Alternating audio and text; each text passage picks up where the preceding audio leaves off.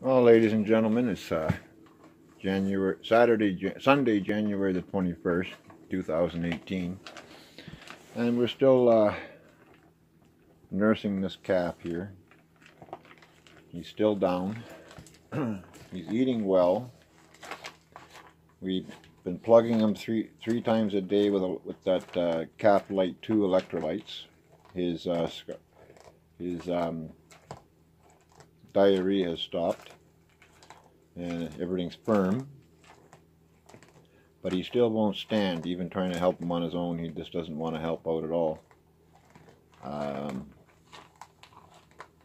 We've been keeping him nice and warm in the house here, cleaning up after him with a tray behind his butt and stuff like that. He's eating well. He's eating a little bit of whole corn right now. This morning he ate some medicated calf starter. Now I just gave him a cup and a half of whole corn. And this can go either way, folks. This can go either way. You have to be patient. It could take several weeks. When they go down like this from scars, having the runs, when they go down to the point where they can't get up, it could take several weeks before they get up. And even if they're up walking around, it could take several weeks before they're back to themselves, even if they're walking. And even if they're walking, it can go either way. Now I have my own testing for Coccidiosis and any other worms and stuff, and you know, I do my own testing and everything is okay. He doesn't have that. His lungs are clear. His temperature is still running a bit low at 98.4 today. Normal temperature is 102. And young calves, he's 4 months old, but young calves, it's like they give up on life. You know, I got 37 years experience in this, and ones that I'm certain aren't going to make it pull through, and many times ones that I think are going to be okay, the next morning they're gone. And he's alert and everything, but that doesn't mean nothing. He's not standing yet. And even if I even had it over the years where they get standing eventually, and all of a sudden you go down to the barn and they're gone. And there's just nothing you can do about it. They don't leave you no note, nothing. And it's just the way it goes. We're still hitting him hard with penicillin, 8 milliliters of penicillin for his weight, and 3 times a day of the Calf Light 2 electrolytes, as we talked about in the last video. He struggles to try and get up, but he falls over sideways. Sometimes they'll get up. Sometimes they'll get their hind legs up in the air and they'll do a nosedive. Other times, like this guy is doing, he struggles to get up, but he falls over sideways. And you figure that he's going to croak because their eyes roll back in their head while they're laying on their side, and you figure, okay, it's a goner. But as soon as you pull their head up straight, they're back to normal again. But it's just like they give up on life totally, you know. And it's amazing for the size of animal they are that they're so delicate. And just when you think that they're on the uphill, it turns fatal. And this can go either way. You can go either way. Even though he's eating and everything else and everything looks good, you figure he's on the mend. But don't get your hopes up. Here, have some more corn. There you go. Don't get your hopes up, because it can go either way. It's just the reality of it. And it don't matter how well you're treating them, they're either going to respond to it or they're not. And He's responding to where his little droppings there have tightened up. They're not tightened up to the point where I'd like to see them, but it's not liquid anymore, not in any kind of liquid form anymore. It's just on the soft side. A little too soft for my liking yet, but at least it's not water running out of them, or gravy running out of them, as I like to say. But he's nibbling on a little. He's eating more hay now than he was in the past, but still, it can go either way. All you can do is just do the best you can and hope for the best. Like I say, I've had ones that are really tiny calves, and they're struggling even before they get sick, and they get sick, and you figure, okay, there's no way this guy's going to pull out. And they pull out, surprisingly. Then you can get a guy like this that was really bossy and really pushy and full of piss and vinegar, and all of a sudden they go down, and no matter how you treat them or what you treat them with, and you can lose them. Simple as that. It's just the way they are, and they don't leave you a note. And that's where it gets frustrating. You know, you put good money in after them and stuff like that, and they take a turn. And this fall and winter has been, pardon the expression, but has been hell on young calves. Our weather has been, the fall was like a January weather one day, and friggin' rainy and wet the next, and 60 above, and then back down to -20 in late fall. And then our winter has been holding since a few days before Christmas, between -30 and -40, not counting the wind chill. And the young calves, they're kept inside in the barn at night, and as long as there's no wind, they're put out during the day for a little while, and but they're in every night, and they generate enough heat in the barn with all the young ones in there that the water buckets don't even freeze at 35 below. But it has a lot to do with the weather, and they can turn on you, and it's like their lungs can sound clear, like his lungs are clear, his breathing is normal, his heart rate is normal, his temperature is a little bit below normal, he has not had a fever. And the two I lost earlier this winter, the same kind of symptoms, and they were doing better like he is, and next morning he went down and they had expired. And it just can go either way, you know. And you can't beat yourself up over it. All you can do is give it your best shot, and I give it my best shot. Like how many of you would have a calf on your kitchen floor day after day now for what, a week now or more? And I do have a small barn I could put propane heat on, but with my, like I said in the other video, with my back, it's to be going down there every couple hours to check on them and stuff like that. It's just too much on me. So he's better off right here with me, and I can keep an eye on him just like my dog. And I do the best I can, and that's all you can do. You know, it's just, you do everything humanly possible, and from my 37 years experience, it wouldn't matter if I had a vet here or not, because I'm not saying I know it all, but I've had animals die years ago having a vet come out. I've had vets kill my animals from overdoses.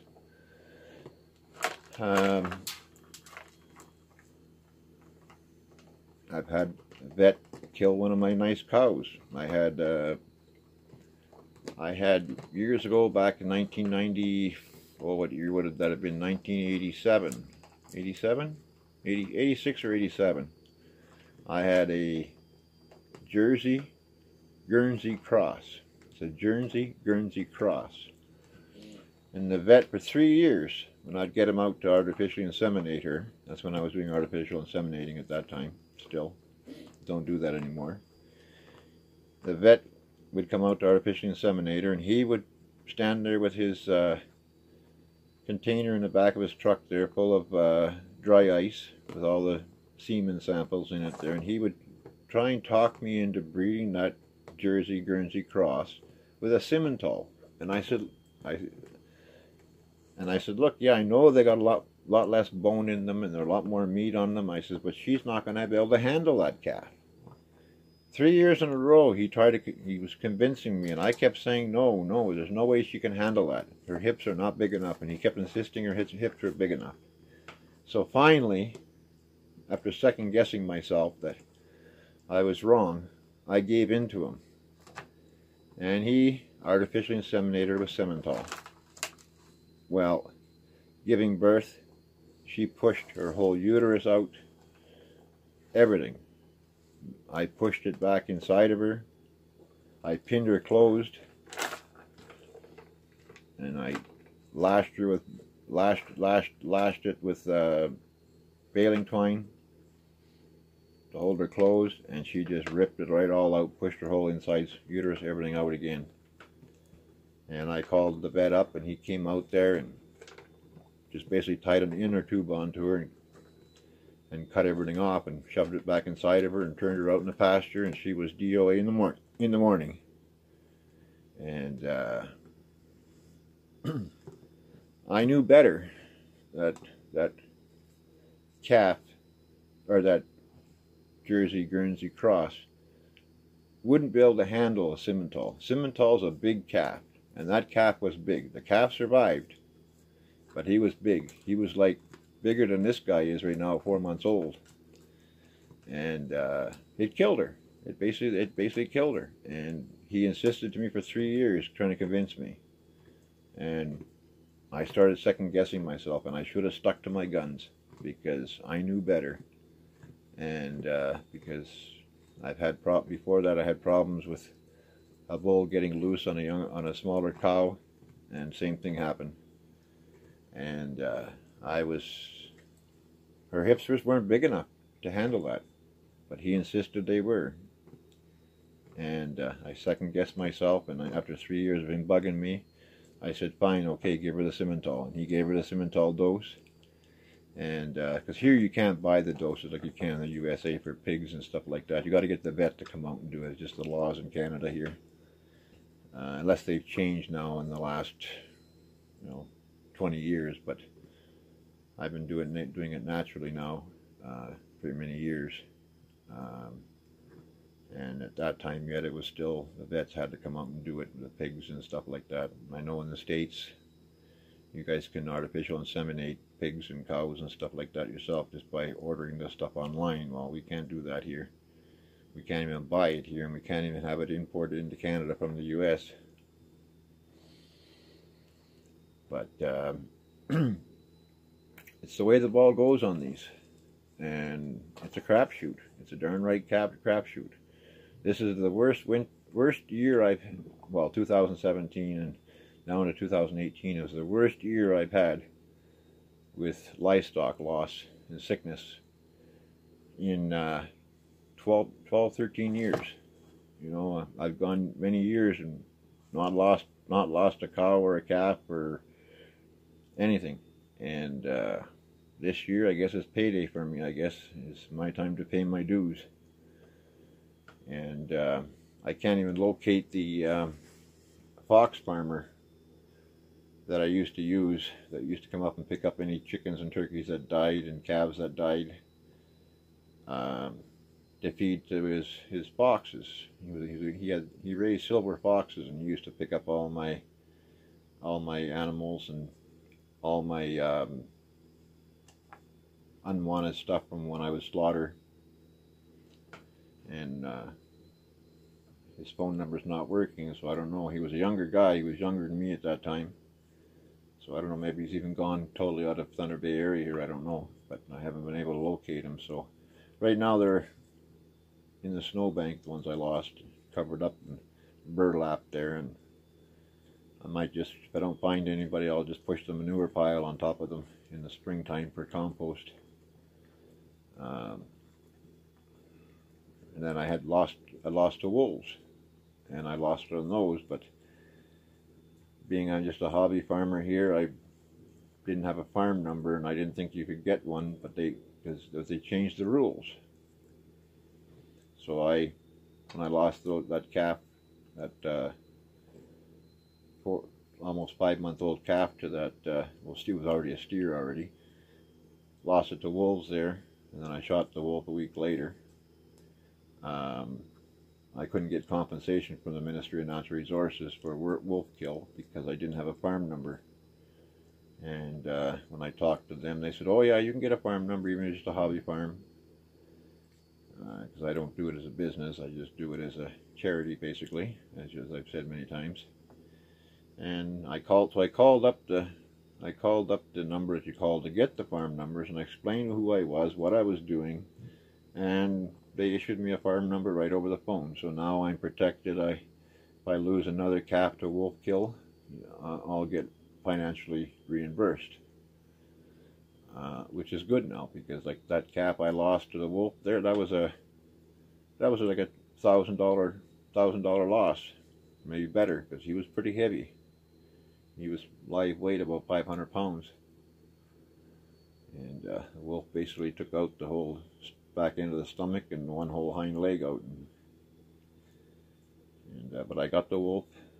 It was a great big huge loner wolf, old one.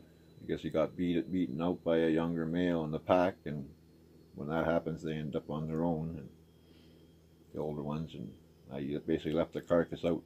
I dragged the carcass up off the hydro line into the field off the side of the house here, and I just watched, and it was 1 week to the day, and I took out that wolf.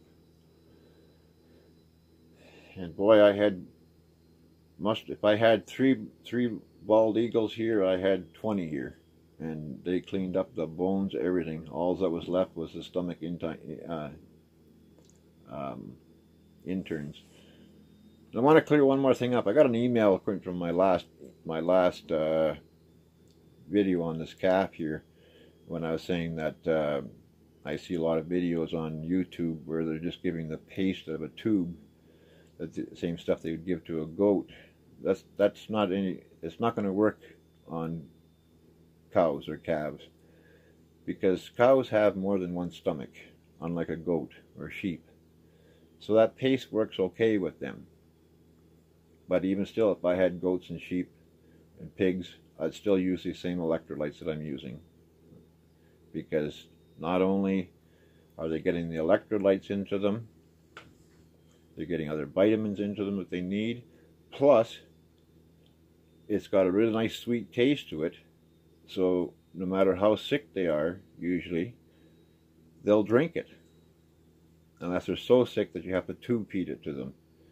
And I've had to tube feed them, and I keep a tube. I keep a piece of 1-inch PVC in the barn, in each barn, and I keep a 5-foot piece of 3/4-inch hose in each barn for bloating and for tube feeding. And I keep a funnel there for tube feeding put into the hose.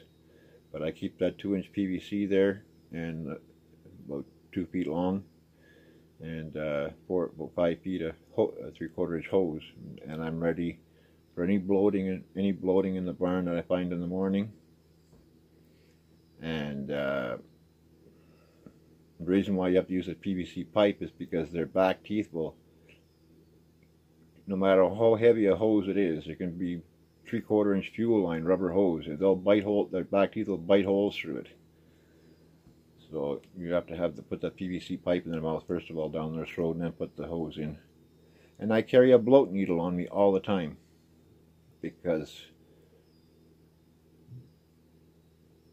and a knife on me. I keep a bloat needle and a knife on me at all times, because if you go down and they're out in the pasture and you come across a calf or a cow down that's bloated, by the time you go to the barn to get the hose or to get a knife, the calf will be dead by the time, or cow will be dead.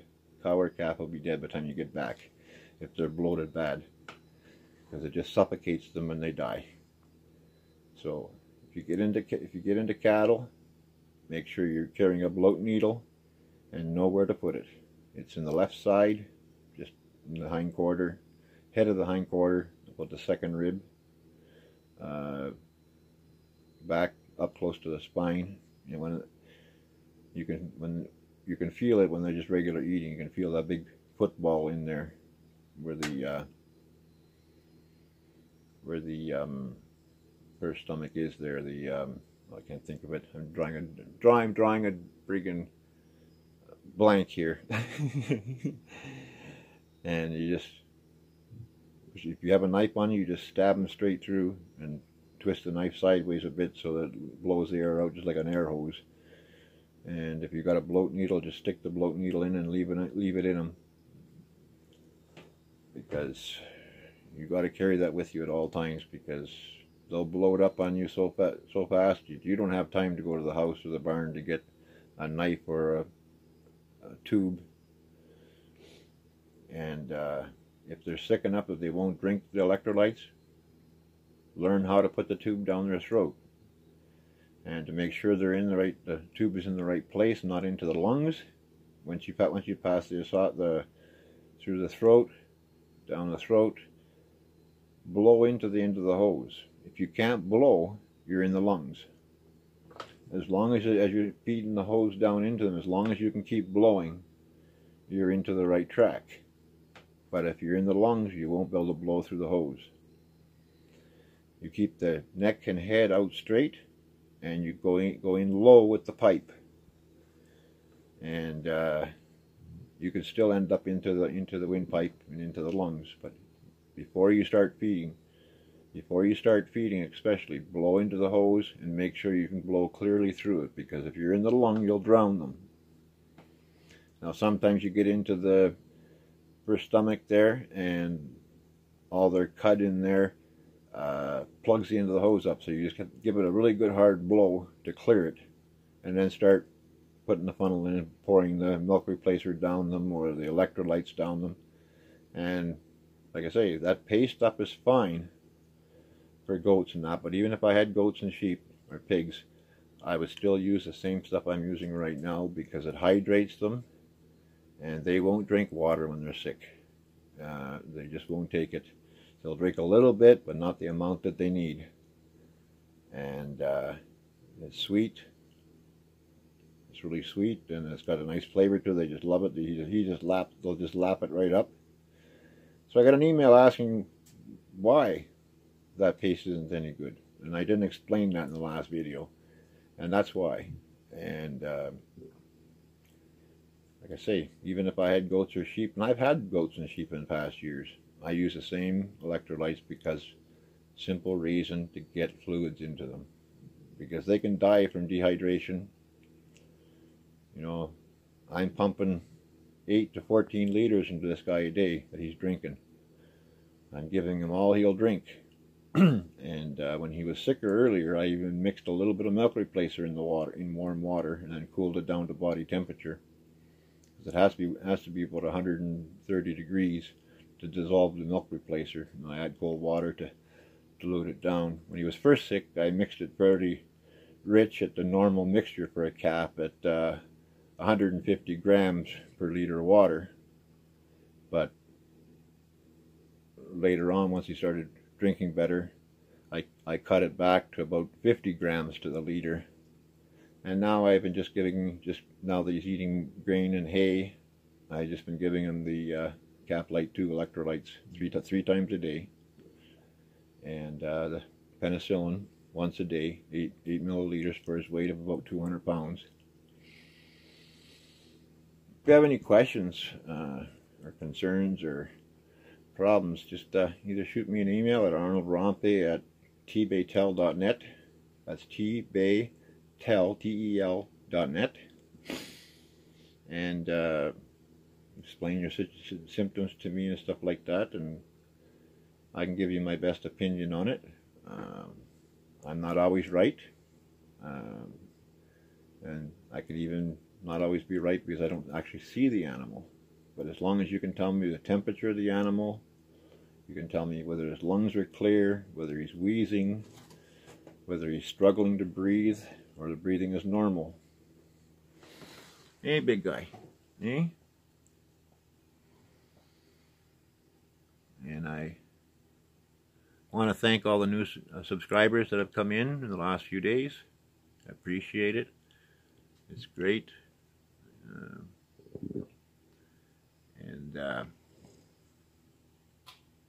We just move forward, one day at a time. How do you eat an elephant? People ask me, how do you start homesteading? I said, how do you eat an elephant? One bite at a time. One bite at a time, my friend. At first you don't succeed, you try again. It's not hard to get into homesteading. You just start, and you watch videos that you can trust. There's a lot of videos on YouTube here that they're young people, they don't know what they're talking about. I cringe when I see those videos. I literally cringe, and I want to chime in there and say something. And I have in the past, but then I get attacked and by other viewers of that channel. So I don't really say too much anymore, because they don't know who I am. They don't know what kind of experience I have. I'm not saying I'm a pro. I lose animals. I make mistakes. I'm not perfect. But I do have 37 years experience with animals. At 17 years old, I was working in the Thunder Bay meat processing plant, slaughtering animals. I did that for 5 years. Then I was in the butcher shop butchering after, on the non-kill days. I couldn't eat meat for 3 years after that, until I started doing my own animals myself. After I saw what they put into food and what they did with the food, how the animals were treated. They were coming in from the big beef farms. I couldn't eat meat for 3 years until I started doing my own. And that's what put me into this. I'm 56 years old now, so I know a couple of things, but I don't know everything. And but I do know one thing: I don't put my trust into a vet. I've used vets, more than one vet I've used, more than 3 vets I've used. And I will talk to a vet and get their opinion on stuff. But I also know that if I don't agree with them, I won't do it. Because I know what has happened as a result on some situations. Vets are good, don't get me wrong. Vets are great. But they don't know everything either. And a lot of them are young. They don't have the experience. They just got the education, and they're just using their best education guess. And you know, you can buy any of the drugs over the counter at any vet. We used to be able to buy this penicillin and everything from our feed store, but the Canadian government clamped down on it that you have to get it from a vet now, because penicillin, for example, has got many similarities to the same penicillin that you get in a drugstore for yourself. And when you can buy a 250 milliliter bottle for $14 Canadian, where a prescription penicillin is going to cost you $64, people abuse it and buy it in the feed store and just drink it orally instead of injectable, as we do with the calves. So now you can't buy a lot of this stuff just in the feed store. You have to go to the vet and pick it up. And which creates a long drive for me. I got to go clear across country clear across country. That's why I keep a lot of stuff on hand. And like I said in the last video, if you're going to have animals, keep a case of electrolytes on hand, keep a bottle of penicillin and an assortment of syringes and needles, and bottle of epinephrine, and a bottle of first start,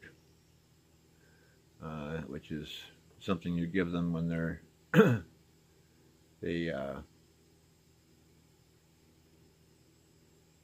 first born.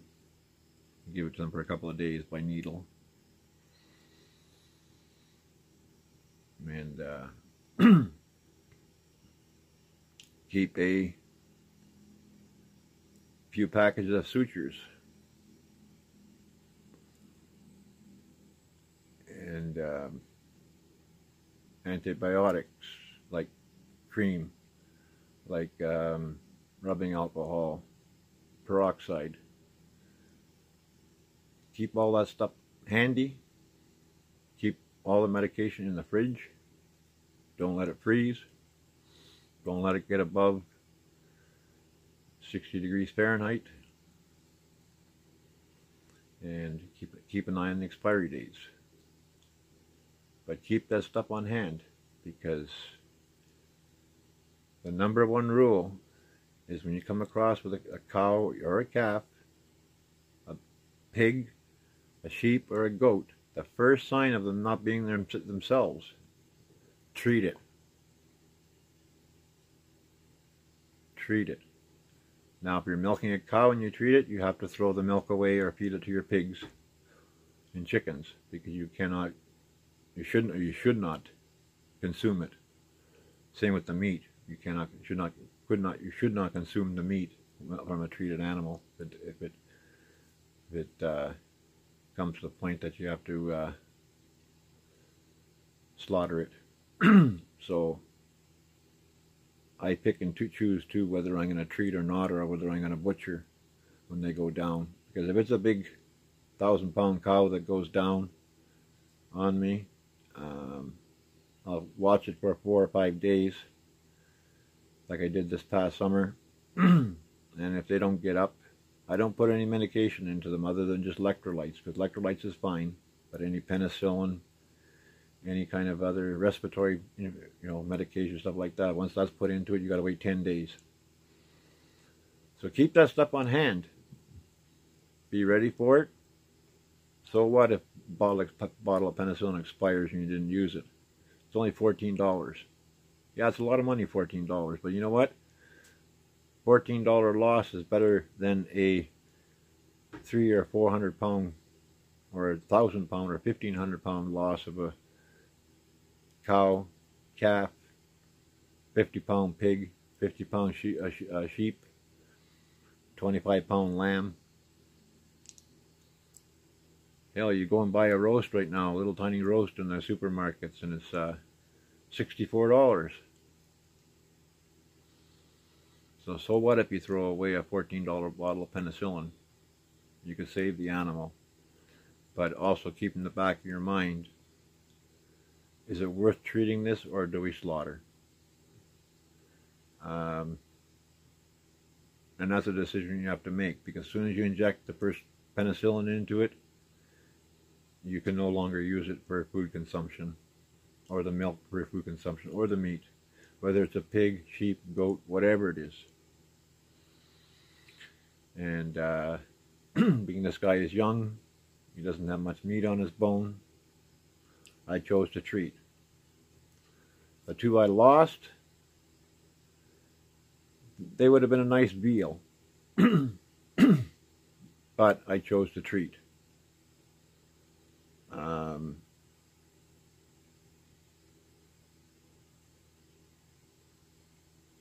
And that was a mistake on my part. I should have slaughtered. But I thought, no big deal. We'll get them through there. They're not that bad. Well, they made a sudden turn for the worst. And then they perked up. They were standing up. And a week later, they were DOA. So, that's just a couple of things I wanted to clear up. and make clear to people.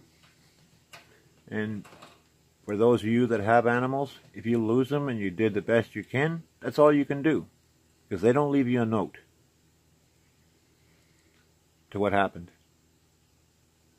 They can't tell you what happened. They can't tell you what's wrong. And for pain, I just give regular Advil or aspirin. That's all they need. You don't need many major pain pill stuff for them. Couple of Advil is all they need, even on a big cow. But have sutures on hand and leg wraps. And if you do stab one on the side and take the blood out, you don't need to do anything to it. Just leave it open, and it will self-close and heal on its own.